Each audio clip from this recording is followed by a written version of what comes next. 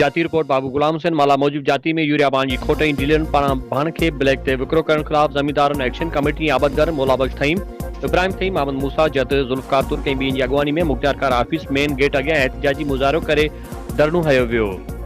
मुज़ाहिरे media से ॻाल्हाईंदे चयो आहे त सिंधी ज़राइत खे तबाही खां बचायो वञे, यूरिया बांजी अतराज़ो खोट ब्लैक मार्केटिंग बंदि करे हारी ज़मींदारनि खे फुरण बंदि करियो। सरकारी अघ ते यूरिया बांजी फराहमी यकीनी बणायो वञे, ज़ख़ीरा अंदरूनी ब्लैक मार्केटिंग कंदड़ डीलरनि खिलाफ एक्शन खणी ज़राइत खे बचायो वञे।